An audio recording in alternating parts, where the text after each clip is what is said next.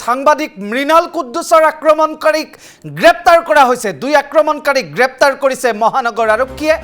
গ্ৰেপ্তাৰ কৰা হৈছে বিকি আহমেদ, খাইৰুল ইছলামক। বিকি আহমেদ বিধায়ক ৰেকিবুদ্দিন আহমেদৰ ভতিজাক, খাইৰুল ইছলাম বিধায়ক ৰেকিবুদ্দিন আহমেদৰ গাড়ী চালক। বাবুল নামৰ এটা দুৰ্বৃত্ত বৰ্তমানে পলাতক অৱস্থাত আছে। দিন দুপৰতে সাংবাদিক মৃণাল কুদ্দুসক প্ৰাণে মৰাৰ চেষ্টা চলাইছিল। সাংবাদিকক আক্ৰমণৰ ঘটনাত কঠোৰ স্থিতি মুখ্যমন্ত্ৰী ডক্টৰ হিমন্ত বিশ্ব শৰ্মাৰ। শীঘ্ৰে দোষীক গ্ৰেপ্তাৰ কৰি ব্যৱস্থা গ্ৰহণৰ নিৰ্দেশ প্ৰদান কৰিছে মুখ্যমন্ত্ৰী ডক্টৰ হিমন্ত বিশ্ব শৰ্মাই।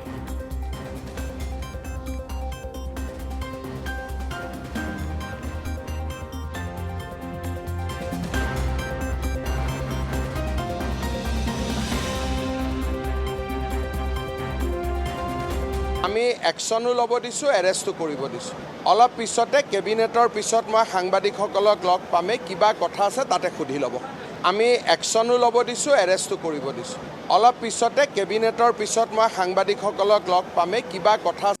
চাওক, সিজুবাৰীত যিটো ঘটনা সংঘটিত হৈছিল, এগৰাকী নিৰীহ সাংবাদিকৰ ওপৰত যিটো বৰ্বৰভাৱে আক্ৰমণ কৰা হৈছিল, আমি যিটো ভিডিঅ' ফুটেজ লাভ কৰিছিলোঁ, এই ভিডিঅ' ফুটেজটোত আমি দেখিছিলোঁ যে একেবাৰে যেন জঘন্য এটা অপৰাধহে কৰিছিল মৃণাল কুদ্দুছে, যিজন অতি অমায়িক ভদ্ৰ এজন সাংবাদিক, যি মৃণাল কুদ্দুছক এই ধৰণৰ আক্ৰমণটো আচলতে আমি কোনেও সহ্য কৰিব পৰা নাই। আৰু বিশেষকৈ ৰেকিবুদ্দিন আহমেদ, বিধায়ক ৰেকিবুদ্দিন আহমেদৰ কোনো ঘনিষ্ঠ ব্যক্তি, তেওঁৰ চালকে গুণ্ডাগিৰি কৰিছে। তাৰপিছত ৰেকিবুদ্দিন আহমেদে এই মুহূৰ্তলৈকে কোনো ধৰণৰ প্ৰতিক্ৰিয়া প্ৰকাশ কৰা নাই, বা চৰকাৰৰ কৰ্তৃপক্ষৰ ফালৰ পৰা যি ধৰণে আচলতে ব্যৱস্থা গ্ৰহণ কৰিব লাগিছিল চালকজনৰ বিৰুদ্ধে, বা অন্য দুজন লোকৰ নাম সাঙুৰ খাইছে সেই দুজনৰ বিৰুদ্ধে, কিন্তু তেনেধৰণৰ কোনো ব্যৱস্থা লোৱা দেখিবলৈ পোৱা নগ'ল।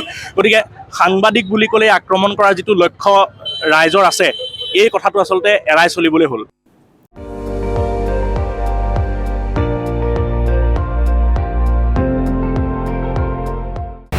আপুনি চাই আছে ND24, সৰ্বশ্ৰেষ্ঠ নহয়, সৰ্বোত্তমৰ দৌৰ।